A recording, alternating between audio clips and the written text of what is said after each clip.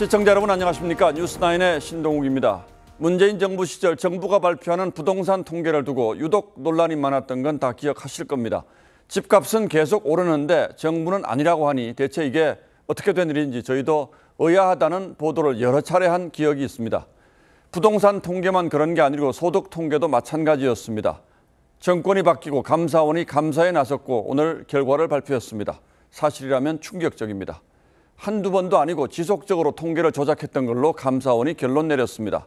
감사원은 이에 따라 문재인 정부에서 일했던 4명의 청와대 정책실장을 포함한 공무원 22명을 수사해달라고 검찰에 의뢰했습니다. 저 역시 믿고 싶지 않습니다. 그러나 이제는 검찰 수사를 지켜볼 수밖에 없게 됐습니다.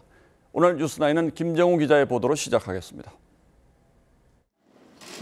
감사원은 문재인 정부 청와대와 국토교통부가 통계 수치를 조작한 사실을 확인했다고 밝혔습니다. 조작 대상은 부동산과 소득, 고용 통계였는데 부동산 통계 조작이 가장 오랜 기간 집중적으로 이루어졌습니다. 감사원이 파악한 부동산 통계 조작은 4년 5개월 동안 94차례입니다. 문재인 대통령 취임 직후인 2017년 6월부터 퇴임 반년 전인 2021년 11월까지 부동산원에서 불법적으로 통계 자료를 미리 받아 정책 효과가 있는 것처럼 압박해 통계치에 손을 댔습니다. 부동산원의 재검토 지시, 변동률 상승 사유 소명 요구, 현장 점검 요구 등의 방법으로 상승률을 낮추도록 압박하여 당시 청와대와 국토부의 압박에 부동산원은 아파트 가격을 처음부터 낮춰 입력하거나 가격 상승률을 임의로 낮췄는데 이 때문인지 문 전 대통령은 부동산 가격이 안정되고 있다고 강조하기도 했습니다. 부동산 가격도 상당히 안정세로 접어들고 있고요. 감사원은 통계법 위반과 직권남용, 업무방해 등의 혐의로 전 정부 인사 22명을 검찰에 수사 의뢰했는데 장하성, 김상조 실장을 비롯해 문재인 청와대 정책실장 4명 전원과 김현미 전 국토부 장관이 포함됐습니다. TV조선 김종우입니다. 자, 그렇다면 대체 어떻게 이런 일이 가능했을까요? 문재인 청와대와 국토부는 부동산 시장이 안정된 것처럼 보이려고 불법으로 통계 수치를 미리 받아보고 산하기관에겐 조직 축소와 예산을 깎겠다고 압박해 국가 통계를 왜곡하는 것으로 드러났습니다. 감사원이 밝혀낸 당시 관련 직원들의 대화 내용도 충격적입니다. 이어서 이정현 기자가 보도합니다. 문재인 정부의 첫 부동산 대책 발표를 앞둔 2017년 6월 장하성 당시 청와대 정책실장은 국토부에 부동산원이 조사 중인 주간 집값 통계를 미리 보고하라고 요구했습니다. 통계법에선 통계를 사전에 유출하는 것을 금지하고 있는데 장 실장의 지시가 통계 조작의 시발점이었습니다. 이후 부동산원은 집값 변동률을 따로 뽑아 청와대와 국토부에 보고했고 청와대는 집값 상승폭이 크면 재검토를 지시하거나 근거를 대라고 압박했습니다. BH와 국토부는 전주 변동률보다 낮게 나오도록 하거나 부동산 대책에 효과가 있는 것처럼 보이도록 부동산원의 통계 조작을 지시하였습니다. 통계 조작 지시는 부동산 시장이 다시 꿈틀대던 2019년부터 더 노골적이었습니다. 김현미 국토부 장관 취임 2주년을 앞둔 2019년 6월 집값 하락세가 멈추자 국토부 관계자는 부동산원에 이대로 가면 저희 라인은 다 죽는다며 한 주만 더 마이너스로 하면 안 되겠느냐고 했고 부동산원은 그 주 집값 변동률을 마이너스 0.01%로 맞췄습니다. 잇따른 대책에도 집값이 폭등한 2020년 청와대가 국토부 실무자를 질책하자 부동산원은 그 주 표본을 149번 고쳐 집값이 덜 오른 것처럼 보이게 만들었습니다. 감정원 통계로 11% 정도 올랐다고 알고 있습니다. 몇 퍼센트요? 11%라고 알고 있습니다. 감사원은 국토부 공무원들이 부동산원 직원을 불러 제대로 협조하지 않으면 조직과 예산을 날려버리겠다는 협박까지 한 것으로 파악했습니다. 대통령실은 충격적인 국기문란의 실체가 드러났다며 검찰 수사에서 책임 소재가 밝혀질 것이라고 했습니다. TV조선 이정현입니다. 결국 돌이켜보면 잘못 끼워진 첫 단추를 그냥 두고 정책을 밀어붙이다 이런 일이 벌어진 걸로 밖에는 이해할 길이 없습니다. 그런데 그뿐만이 아니었습니다. 조작된 통계를 정책 홍보 수단으로 적극적으로 활용했던 정황도 드러났습니다. 야당은 통계 조작이 아니라 감사 조작이라며 강하게 반발했습니다. 이태영 기자가 보도합니다.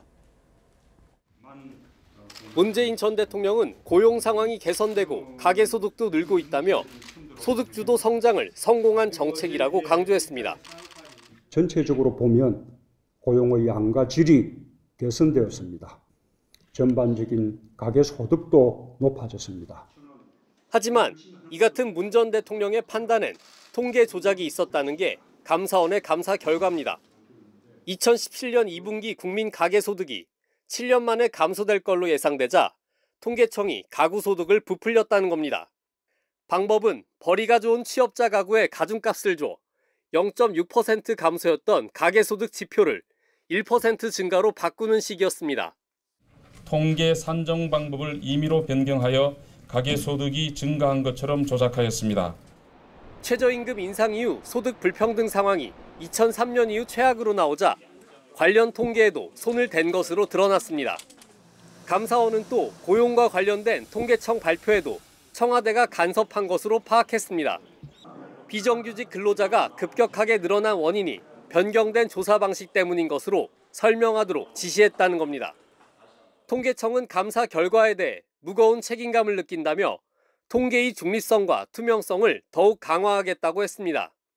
이에 대해 문재인 정부 출신 인사로 구성된 정책포럼 사이제는 시장 상황을 정확하고 신속하게 파악하려는 적극적인 노력이었다며 감사원의 감사 결과는 악마의 편집으로 왜곡한 현 정부의 감사 조작이라고 반박했습니다. TV조선 이태형입니다. 검찰이 다음 주 월요일인 오는 18일 이재명 대표 구속영장을 청구하기로 방침을 정한 걸로 저희 취재 결과 확인됐습니다. 영장에는 쌍방울 대북 송금과 백현동 비리 연루 혐의가 한꺼번에 담길 걸로 알려졌습니다. 이에 따라 오는 21일 국회 체포동의안 표결이 이루어질 가능성이 높고 다음 주는 이 대표의 단식과 사법 처리가 맞물린 여야 대충돌의 시간이 될 걸로 보입니다. 이재중 기자의 단독 보도입니다. 백현동 개발 비리 의혹에 이어 쌍방울 대북 송금 사건으로 검찰 소환 조사를 받은 이재명 대표. 오늘 왜 불렀는지 모르겠습니다. 역시 증거란 하나도 제시하지 못했고. 검찰은 두 사건과 관련해 이재명 대표에 대한 구속영장을 18일 청구하기로 내부 방침을 정했습니다. 2월 성남FC와 대장동 비리 사건을 한데 묶어 첫 구속영장을 청구한 지 7개월 만입니다. 국회의원은 회기 중 불체포 특권이 있고 연말까지 국회가 열리는 만큼 이 대표에 대한 법원의 영장심사가 이루어지려면 국회에서 체포 동의안이 통과돼야 합니다. 18일 영장이 청구되고 체포 동의 요구서가 국회에 송부되면 72시간 내에 표결이 진행되는데 빠르면 21일 본회의에서 표결이 진행될 가능성이 높습니다. 이 대표는 6월 불체포 특권을 포기하겠다고 선언한 상황. 저에 대한 정치 수사에 대해서 불체포 권리를 포기하겠습니다. 체포동의안 찬반을 놓고 민주당도 내분을 겪고 있어 표결 결과를 단정짓기는 쉽지 않은 분위기입니다. TV조선 이재중입니다. 이제 남은 변수가 있다면 이 대표의 건강입니다. 이 대표도 이런 수사 시간표를 예상하고 시작한 단식이었을 겁니다. 검찰 내부에서도 단식 16일째를 맞는 이 대표의 건강 상태가 부담스럽다는 기류가 상당히 있습니다. 오늘은 민주당 전현직 의원은 물론 의료진까지 입원을 권고했지만 이 대표는 단식을 계속 이어나가겠다며 고집을 꺾지 않았습니다. 최원국 기자가 취재했습니다. 시민사회와 종교단체 인사들이 단식 16일차에 접어든 이재명 대표를 찾아 단식 중단을 요청했습니다. 사무총장님 누구세요? 모시고 갈 테니까 제가 일으킬게요. 일부 의원들은 당대표실 앞에 모여 단식을 멈춰달라는 피켓도 들었지만 이 대표는 침묵했습니다. 민주당은 이 대표의 건강이 악화돼 의료진이 입원을 공고했다는 사실을 공개했습니다. 공복 혈당 수치가 매우 낮아 건강이 대단히 위험한 상황입니다. 이 대표의 입원을 권고합니다. 하지만 이 대표가 단식을 지속하겠다는 의지를 드러내면서 민주당은 단식 중단을 위한 명분 만들기에 나선 모습입니다. 일각에선 문재인 전 대통령이 이 대표를 찾아 단식 중단을 요청해야 한다는 주장도 나왔는데 당 지도부는 용산을 찾아 윤석열 대통령과 여당을 향해 잔인하다고 비난했습니다. 정부 여당 인사 어느 한 사람 현장에 와서 손을 잡고 걱정하는 사람 아무도 없습니다. 참으로 비정하고 잔인합니다. 친명계는 사법 리스크가 현실이 되더라도 이 대표가 총선 공천권을 행사해야 한다고 주장했습니다. 어떤 경우에도 이재명 당대표의 직인이 찍힌 총선 공천장 들고 총선을 승리해야 합니다. 한 비명계 의원은 옥중 공천을 공식화한 것이냐며 볼멘 소리를 냈습니다. TV조선 최원국입니다.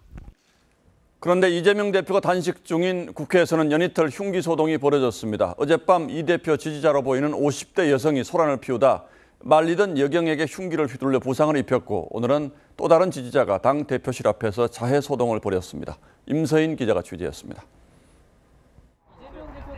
한 여성이 경찰의 양팔을 붙들린 채 지구대를 나옵니다. 국회에서 흉기 난동을 벌인 50대 김모 씨입니다. 흉기는 왜 휘두르신 겁니까? 김 씨는 어제 저녁 7시 반쯤 국회에서 이 대표를 병원에 데려가라며 소란을 피우다 제지하는 경찰관에게 흉기를 휘둘렀습니다. 이 과정에서 국회 경비대 소속 여경 2명이 팔과 눈 부위에 부상을 입고 병원 치료를 받았습니다. 김 씨는 흉기를 비닐로 싸 국회에 들어간 것으로 알려졌는데 국가 중요 시설인 국회 보안에 구멍이 뚫렸다는 지적이 나옵니다. 국회는 본관이나 의원회관 등 건물에 들어갈 경우 소지품 검사를 받지만 건물 외부는 그러한 절차가 없습니다. 김진표 국회의장은 민주주의에 대한 심각한 위협이라며 경내 안전 강화에 필요한 모든 조치를 취하겠다고 밝혔습니다. 그런데 오늘 또다시 70대 남성이 국회 민주당 당대표실을 찾아가 나라가 망하고 있다며 자해 소동을 벌였습니다. 흉기를 들고 국회 본관까지 진입했지만 이번에도 제지받지 않았습니다. 엑스레이 검색기를 통과하니까 가방에서는 보일 텐데 평상시에는 호주머니 다 뒤져가지고 하진 않죠. 국회 측은 국회 내 모든 집회를 불허하고 24시간 비상근무 체제에 들어갔습니다. TV조선 임서인입니다. 민주당은 교체가 확정된 이종섭 국방부 장관의 탄핵 대신에 신원식 지명자 낙마에 집중하기로 했습니다. 안보 공백에다 실효성도 없다는 판단이 작용된 건데 신 지명자에 대한 야당의 검증 공세는 한층 거세질 전망입니다. 고희동 기자입니다. 민주당은 이종섭 국방장관 탄핵 추진을 철회하면서 장관 교체는 사실상 경질이라는 해석을 내놨습니다. 민주당의 해임 요구를 실질적으로 받아들여서 사의 표명 형식을 빌린 사실상의 경질로 봅니다. 하지만 속내는 교체가 결정돼 탄핵을 해도 실익이 없고 안보 공백 역풍을 맞을 수 있다는 우려가 작용했다는 분석입니다. 다만 민주당은 특검을 도입해 수사 외압 의혹 진상을 계속 규명하겠다고 했습니다. 당내 강경파원들이 주장했던 비리검사 탄핵도 추진하기로 했습니다. 대신 신원식 지명자에 대해선 날을 세웠습니다. 극우 유튜브로서 자질과 함량이 떨어지는 자를 국방부 장관에 임명하려는 윤석열 대통령의 처의는 무엇입니까? 국방부 육군회관 사무실로 첫 출근한 신 지명자는 문재인 정부 당시 발표된 9.19 남북 군사합의 폐기가 바람직하다고 강조했습니다. 그동안 군에서 여러 가지 보완책을 내놓았습니다만 보완할 거 있으면 최단 시간에 보완하겠습니다. 또 논란이 된 쿠데타 발언은 앞뒤가 편집돼 오해를 불렀다고 해명했지만 문재인 전 대통령에 대한 막말 논란은 청문회 때 입장을 밝히겠다며 즉답을 피했습니다. TV조선 고희동입니다. 다음 뉴스입니다. 철도 파업이 이틀째로 접어들면서 혼란이 커지고 있습니다. 열차 운행률은 어제보다 더 떨어져서 70% 선에 그쳤고 장비 사고로 지하철 4호선의 일부 운행까지 한때 중단되면서 시민들의 불편이 컸습니다. 그런데도 노사 간 추가 교섭 소식은 들리지 않아서 추석 연휴 철도 대란 우려가 커지고 있습니다. 정수양 기자가 보도합니다. 출근 시간대 1호선 열차의 한 승강장. 평소보다 일찍 나선 시민들로 발 디딜 틈이 없습니다. 열차에 몸을 우겨 넣어보지만 쉽지 않습니다.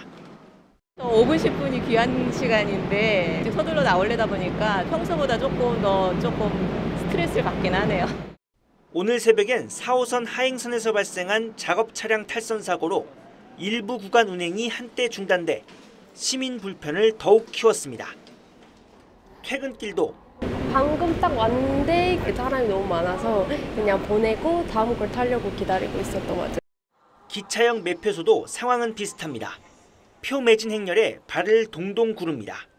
입석을 예약을 해도 안 되고 사정 해가지고 4시간 후에 거 겨우 예약했습니다.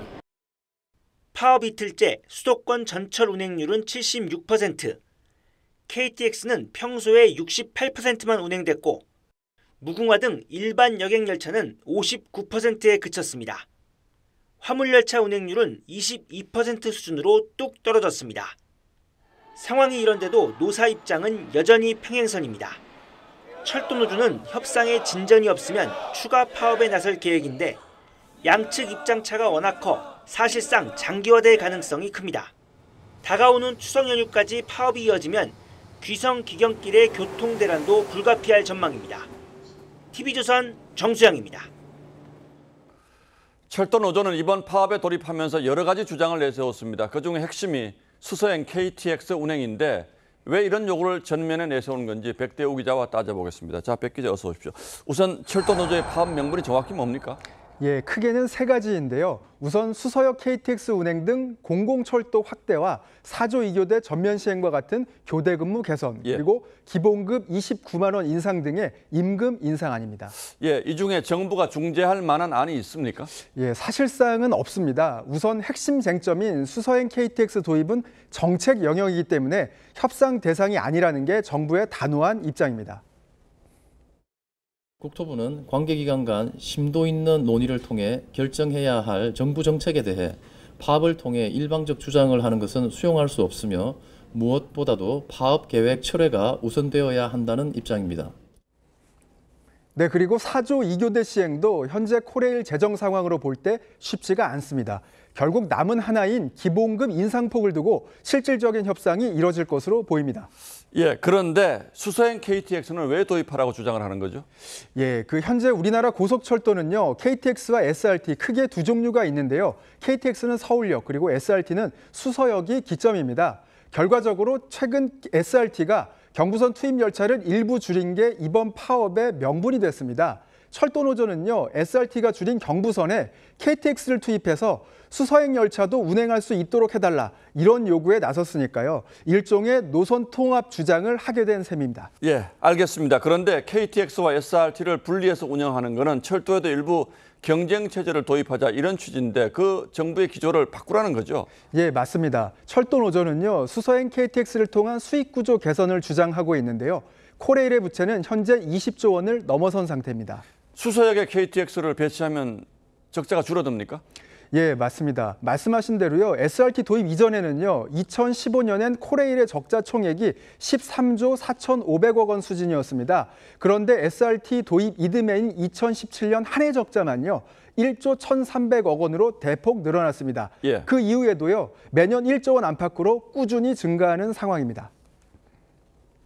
수서에 출발하는 SRT 같은 경우는 금방 매진이 되거든요. 이용객들의 수요가 강남 지역에 훨씬 더 많기 때문에 아무래도 동일한 어떤 서비스를 공급한다 그러면은 조금 더 이렇게 수익성이 높다고 볼 수 있는 겁니다. 예, 이 때문에 알짜 노선인 수서역 구간을 SRT 쪽으로 넘긴 후에 적자 폭이 크게 늘었다고 부각시키려는 것이 철도 노조의 의도가 아니냐, 이런 분석들이 나오고 있습니다.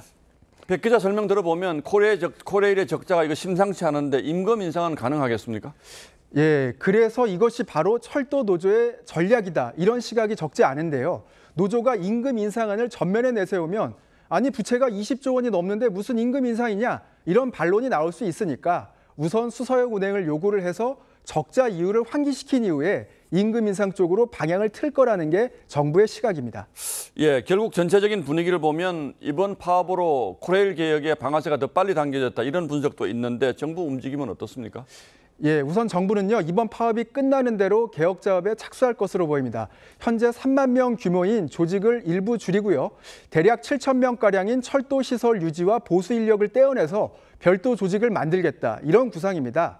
노조 측은 정부의 이런 움직임을 철도 민영화의 시작점으로 보고 있습니다. 예, 그래서 파업이 시작됐고 그렇다면 파업이 쉽게 끝날 것 같지도 않군요. 예, 맞습니다. 철도 노조는요, 지난 10년간 총파업을 4차례 진행했는데요. 문재인 정부 때는 닷새를 넘기지 않았지만 보수 정권 시절인 2013년에는 23일간 진행을 했고요. 또 2016년에는 무려 74일까지 이어갔습니다. 예. 추석을 앞두고 전운이 감돌고 있는 것은 사실입니다. 예, 이제 곧 추석 연휴가 다가오는데 걱정은 걱정이군요. 예, 백대호 기자 잘 들었습니다.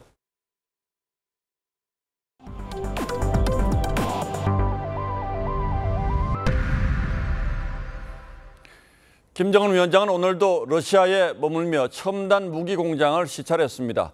위성 분야 협력 가능성에 이어서 전투기 스텔스 기능 이전 가능성도 거론되고 있는데 북한이 제공한 포탄이 이미 우크라이나전에 사용되고 있는 것으로 확인됐습니다. 김충영 기자가 취재했습니다.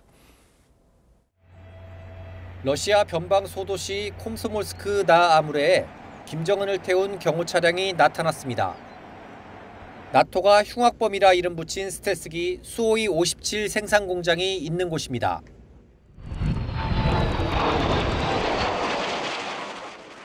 굉음을 내는 전투기를 보며 웃고 착륙하자 박수도 쳤는데 조종석까지 올라가 내부를 꼼꼼히 살펴봤고 관계자의 설명에 집중하기도 했습니다. 수호이 57의 스텔스 기술이 이전된다면 북한의 공군 전력은 몇 단계 업그레이드 된다는 게 군 전문가들의 해석입니다. 기술 이전의 대가인 북한제 포탄은 이미 러시아군에 공급되고 있는 것으로 알려졌습니다.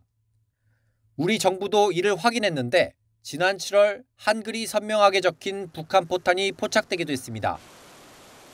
KN-23과 24와 같은 단거리 미사일부터 북한이 새로 개발한 대전차 미사일 같은 것들도 충분히 활용될 가능성이 있다. 한미 양국은 확장 억제 전략협의체 회의를 열고 북러의 안보리 결의 위반에 대한 제재를 재차 경고했습니다. 안보리 결의 엄중한 위반에 대해서는 분명한 대가가 따르도록 공조해 나가기로 하였습니다. 김정은은 내일 블라디보스토크에 도착해 핵잠수함 건조시설과 러시아 태평양 함대를 둘러보고 러시아 국방장관과 구체적인 군사협조 방안을 논의할 예정입니다. TV조선 김충영입니다. 북러 정상회담 끝난 지 하루 만에 미국이 러시아로 군수 물자와 물품을 공급하는 데 관여한 개인 기업 등 150여 곳에 대한 대대적인 제재 조치를 발표했습니다.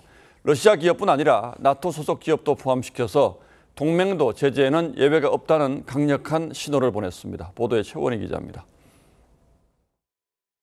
러시아 국민차 라다를 생산하는 러시아 최대 자동차 기업 아부토바즈. 전쟁을 직간접적으로 돕는다며 미국 정부가 발표한 제재 대상 150여 곳에 포함됐습니다. This action targeted those engaged in sanctions invasion and those complicit in furthering Russia's ability to wage its war against Ukraine, among many others. 제조업과 에너지 기업 등 전방위로 제재가 확대됐고 북한 탄약을 러시아로 보냈던 바그너 그룹 관계자도 명단에 올랐습니다.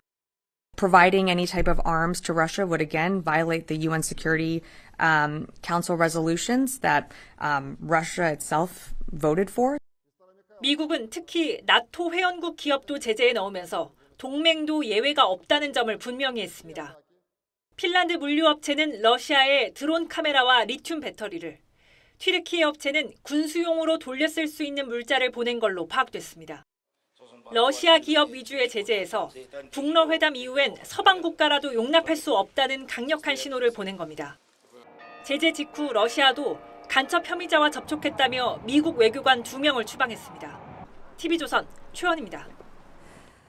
양승태 전 대법원장의 이른바 사법농단 사건 1심 재판이 4년 7개월 만에 마무리 수순을 밟고 있습니다.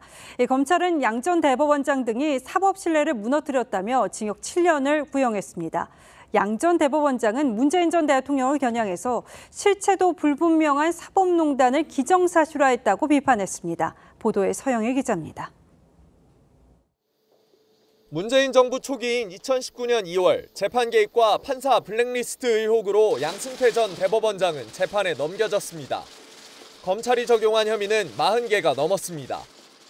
2019년 1월 24일 양승태 전 대법원장을 구속하여 수사하였습니다. 검찰은 결심 공판에서 양 전 대법원장에게 징역 7년을 구형했습니다. 함께 기소된 박병대 전 대법관과 고영한 전 대법관에게는 각각 징역 5년과 4년을 선고해달라고 재판부에 요청했습니다. 검찰은 재판 독립을 파괴하고 특정 판결을 요구해 법관의 독립이라는 헌법적 가치가 무시돼 사법 신뢰가 무너졌다 지적했습니다. 양 전 대법원장은 최후 변론에서 사법부에서 3번이나 자체 조사를 벌였지만 범죄 행위가 없다고 결론났다며, 하지만 당시 집권하던 정치 세력의 생각은 달랐다며 문재인 정부를 우회 비판했습니다. 오늘 검찰 구형은 어떻게 생각하시나요? 다른 법관들의 재판에 관여했다는 검찰 판단에 대해서 어떻게 생각하시나요? 4년 7개월을 끌어온 사법농단 재판은 12월 말 양 전 대법원장에 대한 선고가 내려지면 일단락됩니다. TV조선 서영일입니다.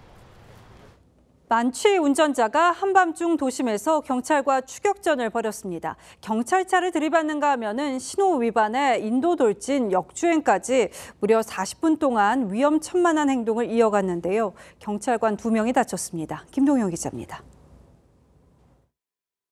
SUV 한 대가 빠르게 내달립니다. 뒤쫓아온 경찰차가 앞을 막아서자 중앙선을 넘어 역주행하며 달아납니다. 경찰차가 앞뒤를 모두 막았더니 이번엔 인도로 돌진하며 도주행각을 벌입니다. 수시로 신호를 위반하고 갈짓자로 내달리며 아찔한 고개운전까지 합니다. 잠시 멈춘 사이 뛰어온 경찰관을 차에 매단 채 달리고 경찰차를 들이받기까지 합니다. 지난 9일 새벽 0시 20분쯤 충남 당진 시내에서 40대 운전자 A씨가 경찰과 추격전을 벌였습니다. 40분 동안 30km 거리를 질주한 끝에 경찰차와 옹벽을 잇따라 밟고서야 멈춰섰습니다. 아무리 밤 시간이어도 시내 구간이고 하니 강제 추돌을 해서라도 정차를 시켜야겠다고 이제 생각을 해서. 운전자 A씨는 면허 정지 수준의 만취 상태였습니다. 다행히 2차 사고는 없었지만 만취 운전자의 위험천만한 질주로 경찰관 2명이 다치고 순찰차 3대가 부서졌습니다. TV조선 김동영입니다. 한 중학교에서 심각한 학교 폭력이 벌어졌습니다. 1학년 남학생이 동급생에게 폭행과 괴롭힘을 당하다가 기절한 건데요. 피해 부모는 전학을 고려하고 있습니다. 이 가해자가 촉법소년인데다가 학교에서 다시 마주칠 수밖에 없는 상황이기 때문입니다. 강석 기자가 취재했습니다. 인천의 한 중학교입니다. 1학년 A군은 지난 11일 급식실에서 같은 반 B군에게 폭행당했다고 호소합니다. 얼굴에 상처가 나지 않도록 뺨을 가리게 하고 주먹을 휘둘렀다는 겁니다. B군의 괴롭힘은 지난 4월부터 시작돼 반년 동안 지속됐습니다. 자신의 숙제나 반성문을 쓰게 하고 심지어 목을 졸라 기절시키는 등 상습 폭행과 괴롭힘을 반복했습니다. 참다 못한 A군은 지난 11일 담임 교사에게 피해 사실을 알렸습니다. B군은 학교 조사에서 장난이었다고 진술했지만 학교 측은 B군에게 추석 연휴 전까지 등교 중지 처분을 내렸습니다. 서로 한 교실에 있지 않도록 하는 추가로 지금 추석 전까지 조치를 해놓은 상태이고요. 하지만 A군 부모는 학교폭력심의위원회가 끝날 때까지는 가해 학생과 마주칠 수밖에 없다고 호소합니다. 경찰 고소도 준비하고 있지만 촉법소년이라 형사처벌도 어렵습니다. 촉법소년을 어떻게 할 수가 없는 현실이. 그러면 이렇게 피해자를 괴롭힌 가해 학생들은 그런 게 또 반복이 계속 되겠죠. A군 부모는 이 때문에 전학까지 고려하고 있다며 피해자가 오히려 학교를 떠나야 하는 현실에 분통을 터뜨렸습니다. TV조선 강석입니다. 교사들의 극단 선택이 잇따르면서 교직 사회의 집단 우울이 우려됐는데요. 실제로 최근 4년 사이에 교사의 우울증 진료 건수가 2배가량 늘었습니다. 정부는 이번 학기에 모든 교사에게 심리 검사를 지원하고 이를 정례화하기로 했습니다. 신경희 기자입니다. 지난주 세상을 떠난 대전의 40대 초등학교 교사는 지난 2019년 학부모로부터 아동학대 혐의로 고소당한 뒤 2022년까지 3년간 우울증 치료를 받았습니다. 이 교사가 사망 전 노조에 직접 제보한 기록엔 3년 동안 치료를 받으며 스스로 다독였다며 다시 좋은 선생님이 될 수 없을 것 같다고 털어놨습니다. 학교에 계속 찾아와서 시비를 그러면서 되게 힘들었었고요. 2022년 전체 교사의 우울증 진료 건수는 약 16만 건으로 4년 새 2배 가까이 늘었습니다. 특히 어린이집과 초등학교 교사에서 증가폭이 가장 컸습니다. 도움을 받을 수 있는 곳이 없을 것 같다는 생각이 그때 엄청 많이 들더라고요. 이에 정부는 2학기에 모든 교사의 심리검사를 지원하기로 했습니다. 유아 초등저학년 교사가 우선 대상이나 원하는 교사 누구나 가능하고 치료비와 병가 사용도 지원됩니다. 2학기 동안에 치료받으실 수 있는 정도의 예산은 지원을 해드리겠다라는 말씀을 드리겠습니다. 국회에서는 오늘 교권보호 4법이 교육위 전체 회의를 통과해 21일 본회의 통과가 유력시됩니다. 교사들은 내일 다시 도심 집회를 열어 아동학대 관련 법안 개정까지 촉구하겠다고 밝혔습니다. TV조선 신경입니다. 정부가 유류세 인하를 추가로 연장하는 방안을 검토합니다. 국제 유가 상승으로 기름값은 물론이고 물가 부담이 커지는 상황을 고려한 건데요. 이렇게 물가가 다시 오르는 데다가 환율과 금리도 고공행진을 이어가고 있어서 정부 고심이 깊어지고 있습니다. 유혜림 기자의 보도입니다. 국제 유가가 가파르게 오르고 있습니다. 서부 텍사스산 원유 가격이 10개월 만에 처음으로 배럴당 90달러를 넘어섰고 브렌트유와 두바이유도 배럴당 93달러를 넘어서며 올해 최고치를 갈아치웠습니다. 러시아와 사우디아라비아가 연말까지 원유 생산량을 줄인 데다 산유국 리비아에 대홍수가 발생했기 때문입니다. 전 세계 생산량의 2위와 3위 국가인 사우디하고 러시아가 기존의 감산 조치를 연말까지 연장하는 바람에 공급이 많이 좀 부족해진 그런 상황입니다. 국내 휘발유 가격도 들썩이고 있습니다. 전국 평균 휘발유 가격은 2달 만에 200원 가까이 올라 배럴당 1,760원 선을 넘어섰습니다. 정부는 유류세 인하 추가 연장 검토에 나섰습니다. 유류세 인하와 유가 연동 보조금을 10월까지 연장하였으며 향후 국제 유가 추이에 따라 추가 연장 여부도 검토하겠습니다. 정부의 유류세 인하 조치에 국내 휘발유 가격의 급격한 상승은 없겠지만 국제 유가는 공급이 늘지 않으면 100달러까지 치솟을 가능성이 커 고유가 국면은 당분간 계속될 것으로 보입니다. TV조선 유혜림입니다. 바쁠 땐 식사 한 끼 햄버거로 때우는 분들 적지 않죠. 배달까지 시키면 어지간한 프랜차이즈에서 햄버거를 시켜도 평균 10,000원이 넘는 것으로 조사됐습니다. 라면에 김밥 10,000원 시대에 이어서 햄버거까지 만만한 가격이 아닌 거죠. 지선호 기자입니다. 서울의 한 햄버거 프랜차이즈 매장. 햄버거 단품이 5,000원대, 신제품은 6,000원대이고 음료와 감자튀김을 추가하면 8,000원이 넘습니다. 한 달에 한두 번 정도는 와서 직접 가져가는 것 같아요. 보통 세트 메뉴 하나만 시켜가지고 한 10,000원 이하 정도 쓰는 것 같아요. 배달 앱을 통해 버거를 시키면 요금 부담은 더 커집니다. 매장에서 9,600원에 판매되고 있는 이 햄버거 세트는 배달을 하면 배달비와 주문비를 합쳐 모두 13,900원을 내야 합니다. 소비자원이 국내 햄버거 프랜차이즈를 이용하는 소비자들을 조사해 봤더니 평균적으로 1인당 1,700원을 사용하는 것으로 조사됐습니다. 10,000원 미만을 쓰는 소비자는 5년 전에 비해 9.7%포인트 줄어든 반면 20,000원 이상 쓴다는 소비자는 5.1%포인트 늘었습니다. 10명 중 9명가량은 키오스크 등 비대면으로 주문했고 불만을 경험했다고 응답한 소비자 중엔 키오스크에 대한 불만이 많았습니다. 잘 설명은 돼 있는데 안 해보니까 그게 안 되고 사람한테 주문하게 되더라고요. 소비자 10명 중 6명은 매장에서 먹지 않고 포장이나 배달을 이용했습니다. TV조선 지선호입니다. 국내외에서 큰 사랑을 받고 있는 자이언트 판다 바오 가족의 암컷 쌍둥이 이름 공모가 시작됐습니다. 두 달 사이에 얼마나 컸는지 한번 보시면서 후보에 오른 10쌍 이름 가운데 하나 골라보시죠. 장윤정 기자가 소개해드립니다. 지난 7월 7일 180g, 140g으로 태어난 국내 최초 쌍둥이 판다. 눈도 못 뜨고 몸도 가누지 못하던 아기 판다들이 냠냠냠냠냠냠 맛있게 드세요. 냠냠냠냠냠냠. 이제는 스스로 기어다닙니다.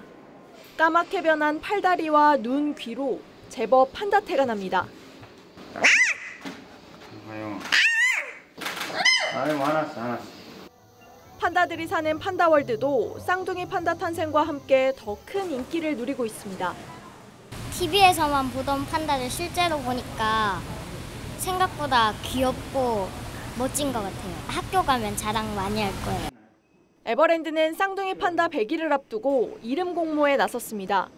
가족들하고 잘 어울리는 이름이었으면 좋겠다는 생각이 들고요. 사랑받을 수 있는, 그다음에 뭔가 복스러운 그런 이름이었으면 좋겠다라는 생각을 해서 4만 개가 넘는 응모작 중 최종 후보로 선정된 이름은 10상. 엄마 아이바오, 아빠 러바오, 언니 푸바오 등 바오 가족의 돌림자인 보물을 뜻하는 바오가 들어가 있습니다. 명랑하게 자라라는 의미의 밍바오, 링바오, 오동통한 아기를 뜻하는 팡뚠뚠에서 따온 뚠바오, 팡바오, 햇님 달림을 뜻하는 양바오, 위에바오 등입니다. 오는 20일까지 온라인에서 1차 투표를 진행한 뒤 최종 후보 4쌍을 두고 판다월드 등 온오프라인에서 2차 투표가 열립니다. 쌍둥이 아기 판다의 새 이름은 100일을 맞는 10월 중순경 공개됩니다. TV조선 장윤정입니다. 오늘은 6.25 전쟁의 전세를 완전히 바꾼 인천 상륙작전 73주년이 되는 날입니다. 한미동맹의 상징적인 날이기도 하죠. 윤석열 대통령이 현직 대통령으로는 처음으로 인천 상륙작전 기념식을 주관했고 대대적인 기념 행사도 열렸습니다. 홍현주 기자가 보도합니다. 물결을 가르며 돌격하는 해병대 장갑차 위로 연막탄이 터지고 공중에서 해상작전 헬기가 모습을 드러냅니다. 적의 대공 미사일 획기를 위한 플레어가 발사되고 있습니다. 작전 성공 확률 5,000분의 1. 한미동맹의 상징인 인천 상륙작전이 장병 3,300여 명이 참가하는 역대 최대 규모로 재현됐습니다. 해군 상륙함에 탑승해 현직 대통령으로는 처음으로 전승 행사를 주관한 윤석열 대통령은 인천 상륙작전을 한반도 공산화를 막은 역사적 작전으로 평가했습니다. 공산 전체주의 세력을 물리치고 자유민주주의가 승리한 자랑스러운 역사이자 자유세계가 기억해야 할 소중한 자산입니다. 해외 참전 용사에게 다가가 악수를 하며 장병들의 결연한 용기가 승리의 원동력이라고 하는 한편 북한의 군사 위협 노골화로 자유와 평화가 또다시 도전에 직면해 있다고 했습니다. 공산 세력과 그 추종 세력, 반국가 세력들은 허위 조작과 선전 선동으로 우리의 자유민주주의를 위협하고 있습니다. 미 해군 아메리카함과 캐나다 밴쿠버함, 한국 마라도함의 사열에는 거수 경례로 답했습니다. 윤 대통령은 지난 3월 도쿄에서 만났던 일본 동포단체를 용산 대통령실에 초대해 간담회를 했는데 한 단원은 윤미향 의원이 북한의 일본 지부격인 조총련 주최 행사에만 참석한 건 동포 사회에 대한 배신이라고 지적했습니다. TV조선 홍현주입니다. 이동관 방송통신위원장이 취임 후 처음으로 이동통신 3사 대표를 만났습니다. 이 자리에서는 통신요금 인하, 단말기 가격 합리화나 스팸 문자 제한 방안 같이 실생활과 아주 밀접한 주제가 다뤄졌고 IPTV 대가 산정 논의도 이뤄졌습니다. 더 자세한 내용은 박지호 기자가 보도하겠습니다. 이동통신 3사 사장들을 만난 이동관 방송통신위원장이 IPTV 컨텐츠 사용료의 공정한 배분 필요성을 강조했습니다. 방통위 관계자는 이 위원장이 프로그램을 공급하는 지상파와 종편의 컨텐츠 사용료 배분이 공정하지 않다고 지적했고 이 통사 사장들은 합리적 기준에 따라 적절한 컨텐츠 사용료 지급이 필요하다는 데 공감했다고 전했습니다. 저희 방통위는 통신시장의 수익이 산업 전반에 걸쳐서 고루 배분될 수 있도록 공정한 경쟁 환경을 조성하기 위해서 노력할 것입니다. 국내 이동통신 3사가 각각 운영하는 IPTV는 가입자들로부터 받은 요금의 일부를 지상파와 종편, 일반 케이블 채널에 지급합니다. 일종의 컨텐츠 사용 대가인데 지난해 지급한 사용료는 6,155억 원으로 IPTV가 거둔 수익 2조 1,942억 원의 28%입니다. 또 지상파 시청 점유율은 지난 8년간 30%에서 18%로 떨어졌지만 지상파 사용료는 오히려 늘고 있어 기준의 재조정도 시급하다는 지적도 나옵니다. 한편 오늘 간담회에서 방통위는 단말기 가격과 통신 서비스 요금 체계를 전면적으로 재검토하겠다고 밝혔습니다. TV조선 박지호입니다. 대홍수가 발생한 리비아의 사망자 수가 계속해서 늘고 있습니다. 홍수가 발생한 곳은 리비아의 항구 도시 데르나인데 이 사망자가 10,000명, 실종자 역시 10,000명을 넘기면서 인구의 6분의 1이 사라질 위기입니다. 물이 빠진 도시에서는 감염병 등 2차 피해가 우려되고 있지만 이 피해 복구에 힘써야 하는 리비아 정치권은 여전히 갈등하고 있습니다. 황정민 기자입니다. 도시 전체가 진흙탕으로 변했습니다. 대홍수가 휩쓸고 간 자리에는 처참하게 부서진 건물 잔해와 서로 뒤엉킨 차량들만 남았습니다. 데르나 도심을 가득 채웠던 물이 빠지고 수색 작업이 본격화하면서 사망자 수는 11,300명으로 급증했습니다. 실종자도 여전히 10,000여 명에 달합니다. ولدي دكتور تخرج السنة وابن أختي ابن بنتي ابن أختي هذه عائلته كاملة وبنتي وبنتها وزوجها مفقود إلى الآن. 홍수가 참사로 이어진 원인에는 리비아의 혼란스러운 정치 상황이 있었습니다. 동서로 나뉘어 대립하고 있는 리비아 당국이 기상 경보 시스템을 마련해 주겠다는 국제사회 요청을 거절했던 사실이 드러났습니다. Been a normally operating meteorological service of the people, and we could have avoided most of the human casualty. 수인성 전염병 창궐로 인해 2차 재앙이 덮칠 수 있다는 우려가 나오지만 현재까지 책임 소재를 둘러싼 정치권 갈등은 계속되고 있습니다. TV조선 황정민입니다. 미 항공우주국 나사가 UFO가 외계에서 비롯됐다고 보여줄 수 있는 증거는 없다고 결론 내렸습니다. 지난 1년 동안 전문가들이 연구해온 결과를 발표한 겁니다. 아직은 증거가 없지만 앞으로도 UFO를 과학의 영역에 놓고 들여다보기로 했습니다. 이유진 기자입니다. 미 해군 조종사가 포착한 수상한 물체. 빠른 속도로 움직이다 레이더에 잡히기도 합니다. 미 항공우주국 나사는 미확인 비행 현상 목격담이 쏟아지는 것을 인정하면서도 이를 설명할 데이터가 없는 경우가 다반사라고 했습니다. 그러면서 UFO 기록에서 외계인 관련 증거를 못 찾았다고 결론 내렸습니다. The NASA independent study team did not find any evidence that UAP have an extraterrestrial origin. 당국이 UFO에 대해 은폐하고 있다는 비판이 계속되자 나사는 지난해 전문가 16명으로 독립 연구팀을 꾸려 1년 동안 이 연구를 진행했습니다. 비록 이번엔 증거가 발견되지 않았지만 나사는 앞으로 관련 연구를 이어가기 위해 UFO 전담 연구 책임자를 두기로 했습니다.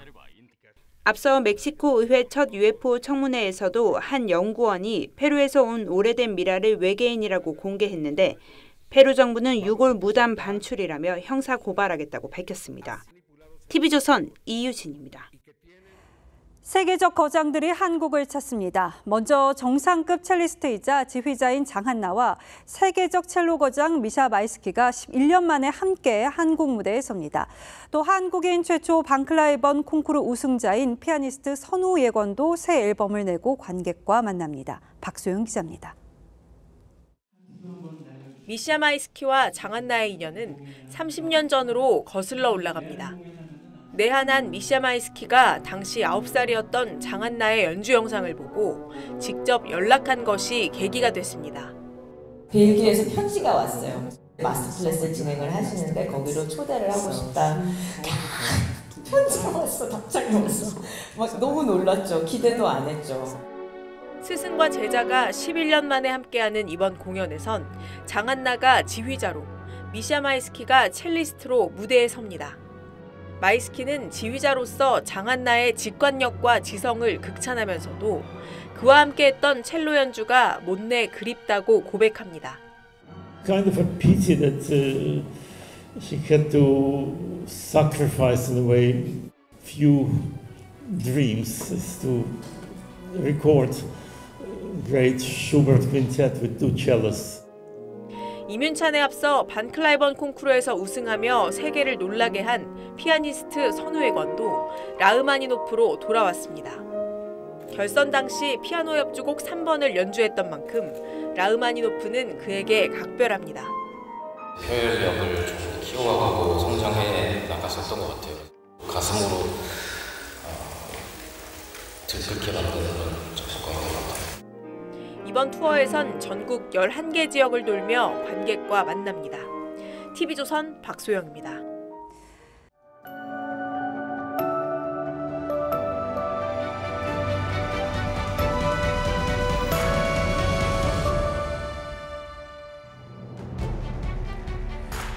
미국의 석유 재벌 존 록펠러가 91살에 처음 비행기를 타고 돌아와 주변 사람들에게 인사합니다. My first time. Thank you.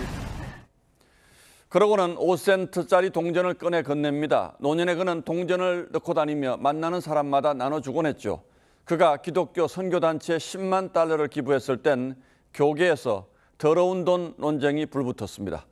냉혹한 독점 기업가의 돈을 받아야 하느냐는 것이었죠. 그는 인류 최고의 부자이자 자선가였습니다.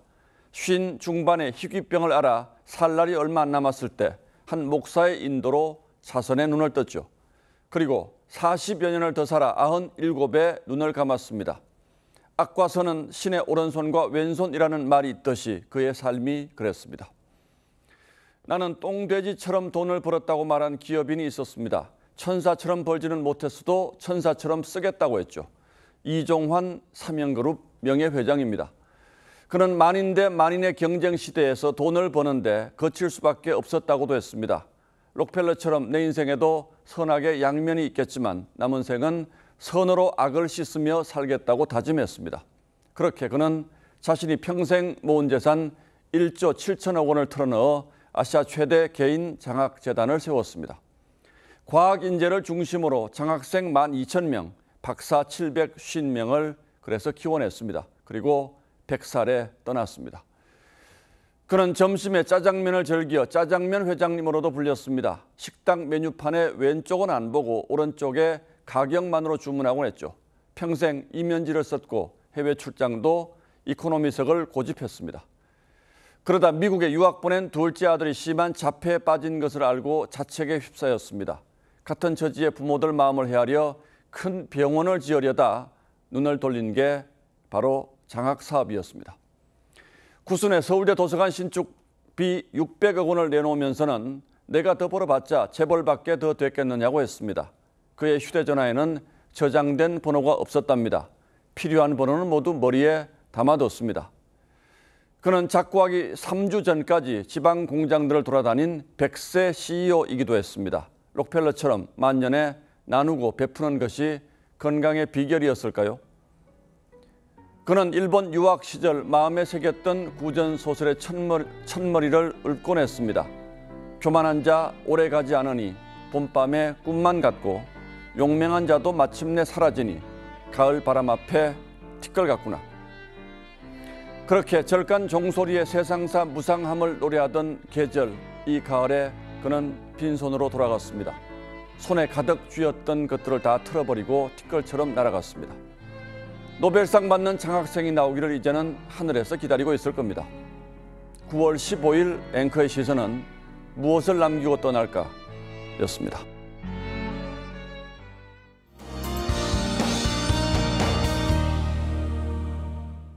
주말에도 우산 잘 챙겨 다니셔야겠습니다. 모레까지는 전국 대부분 지역에서 비가 내렸다 그치기를 반복하겠는데요.